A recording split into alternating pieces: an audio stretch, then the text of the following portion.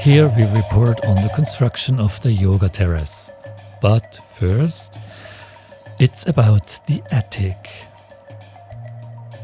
Very important, very essential is of course the heat insulation in this house, so that the heat does not just disappear through the roof. The easiest is of course to insulate the attic from above. I decided to use rock wool, 2 6 cm thick mats on top of each other.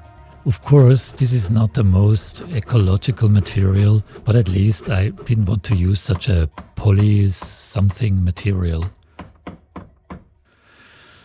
As you may have seen in the other videos, there was always material, even scrap wood, so I tried not to build a whole grate to then insulate between, but I have achieved with individual blocks and boards which I put on them a lighter and more economical structure.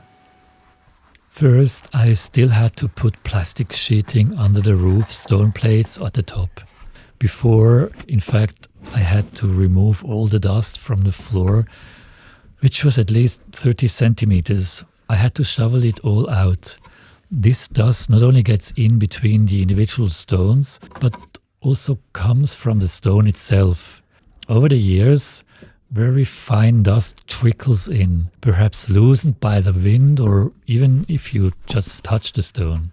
And this accumulates, and in order not to have to constantly clean the attic, I thought I pull in a plastic there.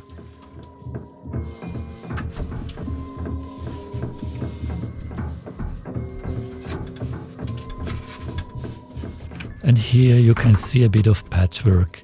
These white boards were the ceiling boards of a room. And also parts of the floor from the kitchen and parlor have been reused here.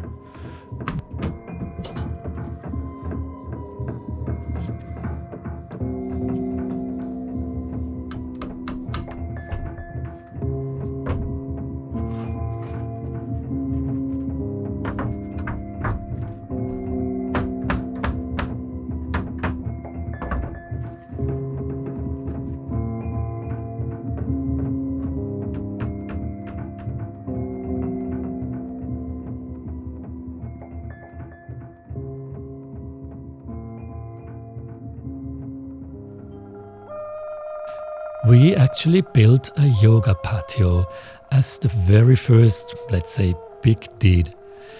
It's a little bit below the house. There was already this field that used to be a potato field.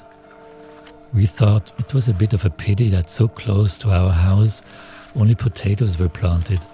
And we thought we could build a terrace here that might be multifunctional, primarily intended for yoga. And so we first planted these vertical trunks. These were trees that we cut down ourselves on our land and then debarked. Marina advised that it was best to put them in holes like 60 centimeters deep, with heavy stones all around, then filled with soil and water, which really stabilizes the whole thing without having to use concrete. And so the logs hold quite perfectly.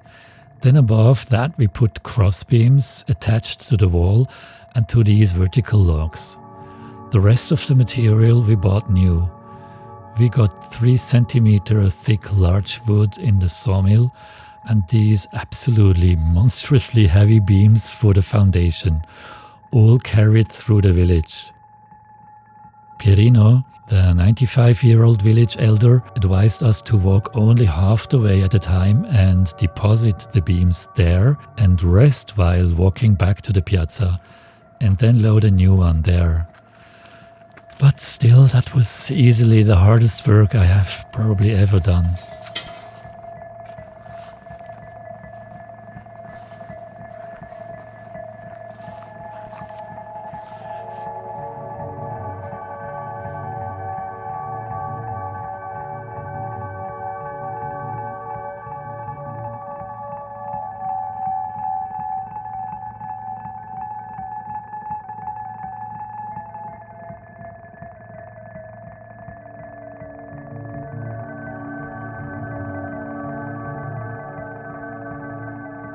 Finally, the terrace is amazing.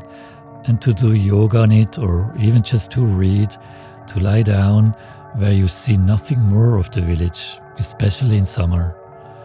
You have only nature and sun around you, and slowly grow even the vines above the terrace, and the grapes hang almost into your mouth.